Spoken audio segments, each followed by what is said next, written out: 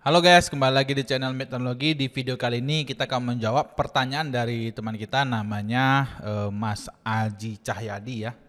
Jadi Mas Aji Cahyadi ini bertanya kalau WP Coin sumber internetnya dari GSM gimana Bang? Nah, karena masih banyak orang punya pandangan begini. Misalnya kalau kita di Indihome kan syarat apakah Indihome eh, bisa dijual kembali gitu kan.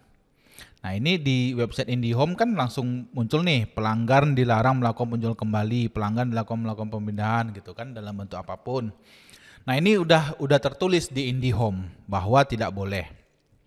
Oke, nah banyak orang berpendapat kalau internet GSM itu kan nggak ada ditulis bang. Nah berarti boleh dong katanya gitu, resmi dong katanya gitu. Nah ini yang pemahaman yang salah menurut saya. Kenapa? Ketika teman-teman itu memulai usaha, itu ada dua yang usaha internet ya, usaha jasa internet itu ada dua yang perlu teman-teman perhatikan. Yang pertama apa? Yang pertama izin usaha. Izin usaha jual internet ada nggak? Nah itu dulu dijawab. Kalau itu nggak ada, ya sudah. Berarti jawabannya apa? Silakan simpulkan sendiri.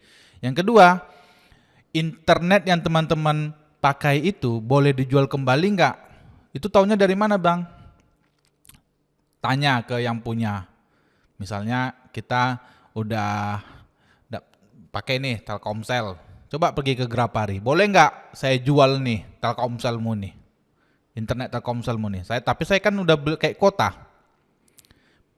Nah, biasanya kalau teman-teman itu berlangganan yang internet bisa dijual, itu ada suratnya, ada surat penyataannya, jadi ada kontraknya.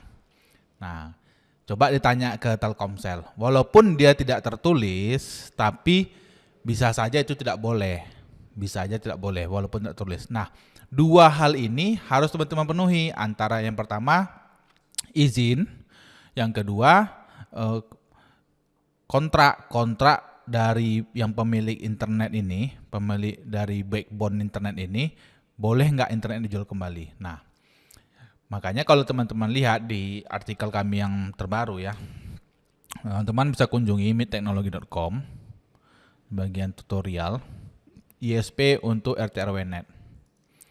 Nah, di sini udah ditulis nih Genome misalnya. Genome ini apa aja? Syarat-syaratnya apa aja? Reseller wajib menjaga nama baik, tidak boleh menggunakan frekuensi legal, menyediakan dokumen-dokumen yang dibutuhkan gitu.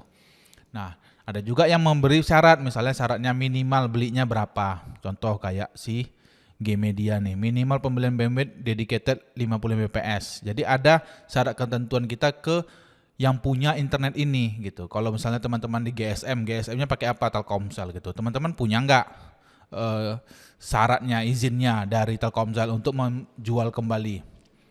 Memang ini agak dilema, agak bikin galau, agak bikin bingung bagi kebanyakan orang. Karena apa? Kan kuotanya udah dibeli.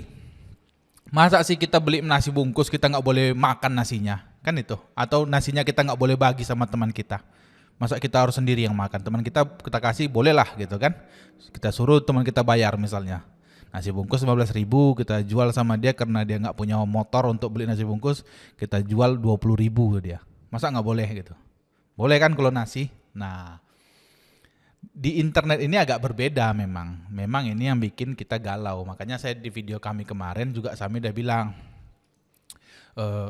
ini memang inovasi yang terjadi, inovasi teknologi yang terjadi, kemudahan menjadi provider internet yang terjadi di saat ini itu tidak berimbang sama undang-undang gitu. Sehingga apa?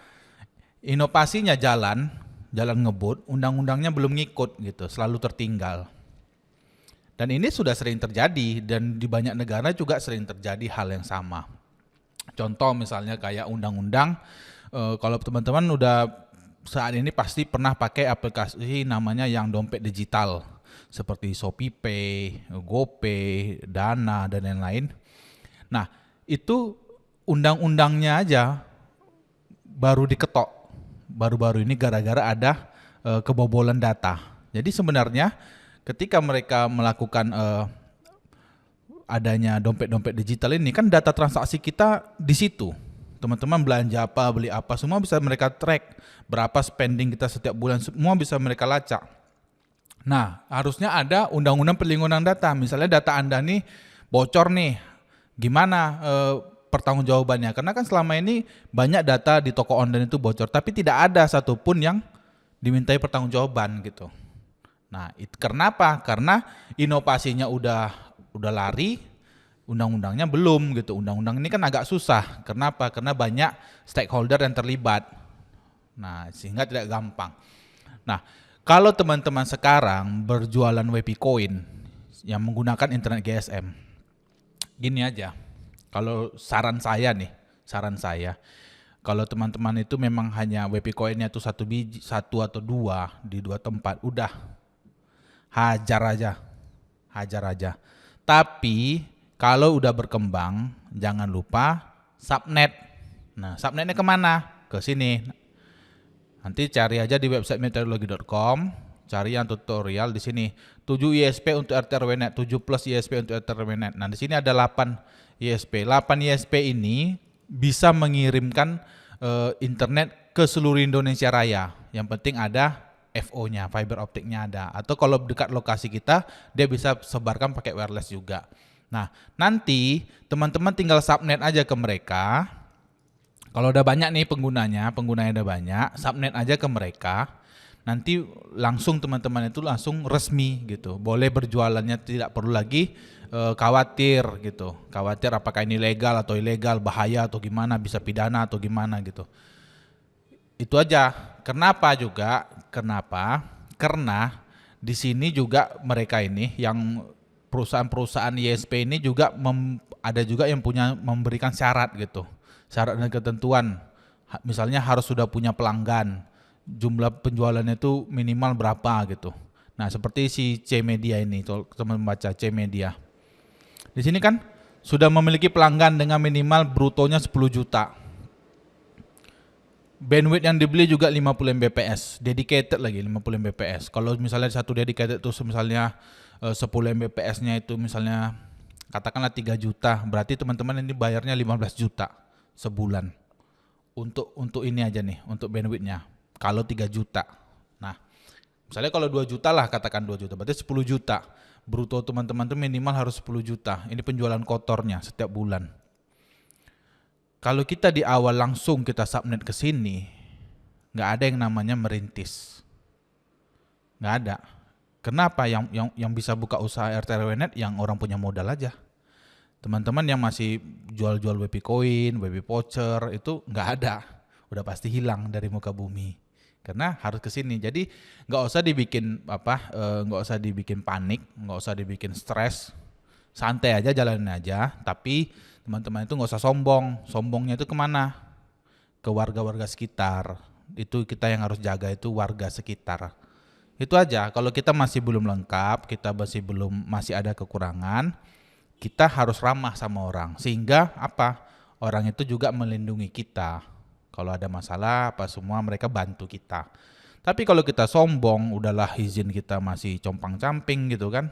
Belum ada, ditanya izin ini nggak ada, itu nggak ada gitu. Sombongnya minta ampun ya kalau dilaporin ya nggak ada yang salah gitu kan. Ada lagi misalnya dia udah gede, misalnya WP Coin-nya ada 100 titik atau 20 titik, 30 titik. Ya dia masih ilegal. Terus nanti kena pidana, dia marah-marah lagi. Gimana coba tuh?